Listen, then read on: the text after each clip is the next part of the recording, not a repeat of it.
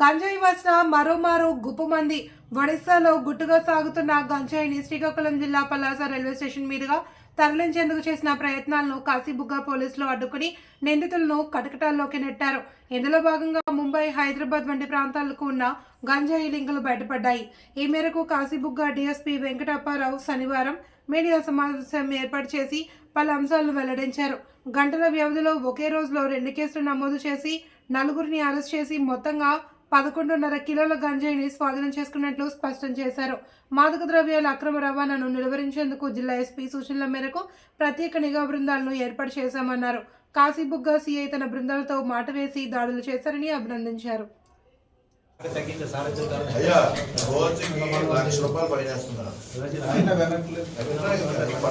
మార్చి 1 నుంచి వీడే రాస్తారు పేపర్లో ఫైనల్ సీజర్స్ స్టార్ట్ అవుతాయి తెలుసు కదా. మా మాట చలానాలు మీ అందరాటు కూడా మీకు తెలుసో తెలియక చలానా పడిపోయి చేసుకోండి.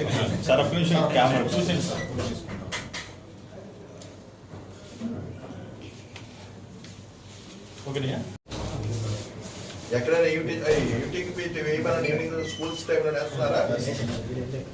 ప్రతిరోజు కూడా సాయంత్రం కాలేజీ స్కూల్స్ వదిలే సమయంలోనే స్కూల్స్ దగ్గర టచ్ చేయాలి. మార్నింగ్ వెళ్ళేటప్పుడు టచ్ చేయాలి. మార్నింగ్ అంటే ఈవినింగ్ మ్యాక్సిమం కవర్ చేయాలి. ఈవినింగ్ మీరు 2 పంపించాలి, కవర్ చేయలేదు. ఎక్స్క్లూజివ్లీ లేడీస్ అంటే ఇంటర్మీడియట్ ఆ స్థాయిలో పిల్లలు. కాశీబుగ్గ డివిజన్ పరిధిలో ఈరోజు కాశీబుగ్గలో గంజాయి ట్రాన్స్పోర్ట్ చేస్తున్న కొందరు వ్యక్తులను అరెస్ట్ చేయడం జరిగింది. మన జిల్లాలో కఠినంగా మనము ఈ మారక ద్రవ్యాలపైన, ఈ డ్రగ్స్ పైన అన్నిటిపైన కూడా మనం ప్రత్యేకంగా స్పెషల్ టీమ్స్ పెట్టి మనము ఎటువంటి ఈ డ్రగ్స్ కూడా ట్రాన్స్పోర్ట్ అవ్వకూడదు, ఎటువంటి డ్రగ్స్ కూడా మన జిల్లాలో ఉండకూడదు, డ్రగ్ నిషేధ జిల్లాగా మనం చేయాలనే ఉద్దేశంతో మా ఎస్పీ మహేశ్వర్ రెడ్డి గారు సూచన మేరకు వారి యొక్క ఇన్స్ట్రక్షన్ మేరకు మేము నిఘా పెట్టడం జరిగింది. ఆ నిఘాలో భాగంగా ఈరోజు రైల్వే స్టేషన్ దగ్గరలో కొందరు వ్యక్తులు మనం పట్టుకోవడం జరిగింది. ఒక కేసులో ఇద్దరు వ్యక్తులు మనం పట్టుకోవడం జరిగింది. మొదటి కేసులో 8.45 kgs గంజాయిని సీజ్ చేయడం జరిగింది. అదేవిధంగా రెండో సందర్భంలో కూడా రెండు కూడా ఒక 3 hours డిస్టెన్స్లోనే రైల్వే స్టేషన్ దగ్గరలో మనకి ఈ ముద్దాయిలు దొరకడం జరిగింది. రెండో కేసులో కూడా 2 ముద్దాయిలు దొరకడం జరిగింది. వీళ్ళంతా ఎక్కువ మంది ఏంటంటే మొదటి సందర్భంలో విక్రమ్ మండల్, సునందన్ సబర్ అనే వ్యక్తులు ఇద్దరిని కూడా ఏంటంటే మనం అరెస్ట్ చేయడం జరిగింది. ఇద్దరు కూడా గంజాం డిస్ట్రిక్ట్ చెందిన ఒరిస్సా గంజాం డిస్ట్రిక్ట్ చెందిన వ్యక్తులు వీళ్ళిద్దరు కూడా. వీరు జోర్సిమాన్ బురాయ్ పహదా అనే విలేజ్ నుంచి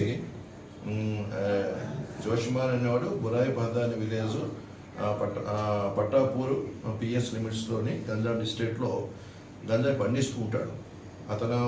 అతనికి జాఫర్ అనే ముంబై ఆయనకి కొంతకాలంలో గతంలో ఒక కేసు కూడా జరిగింది. ఆ విధంగా పరిచయాన్ని దృష్టిలో పెట్టుకొని A3కి అంటే ఇప్పుడు ఈ జోర్షిమాన్ అన్నవాడికి విక్రమ్ మండల్ అన్నవాడు బ్రదర్.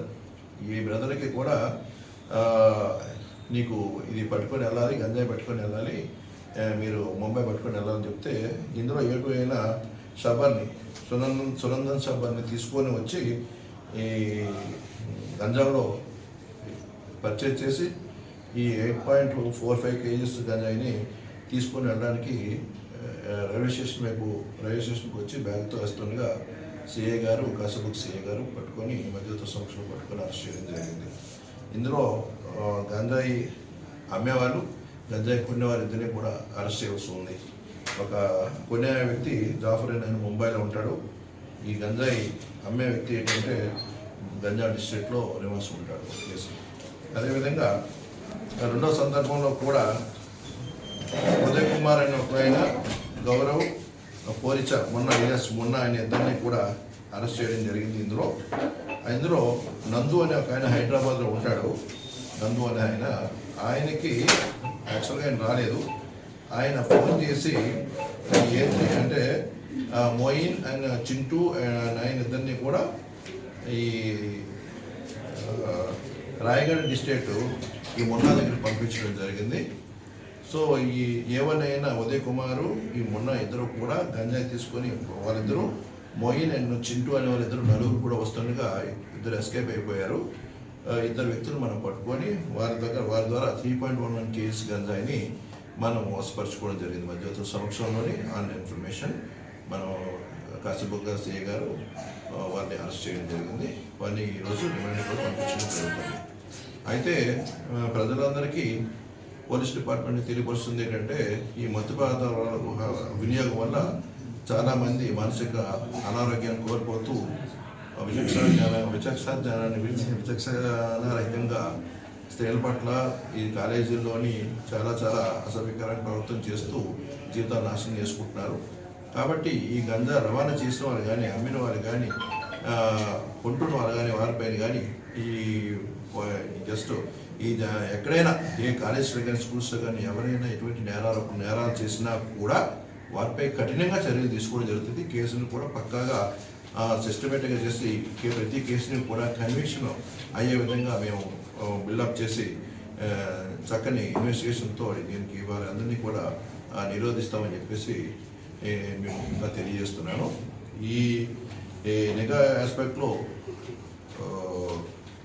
పై అధికారులు డీజీపీ స్థాయి వరకు ప్రతి ఒక్కరు కూడా ఈ గంజా కేసులని ప్రివెంట్ చేయాలనే ఉద్దేశంతో డిఐజీ స్థాయి వారు డిఐజీ గారు, ఎస్పీ గారు, డీజీపీ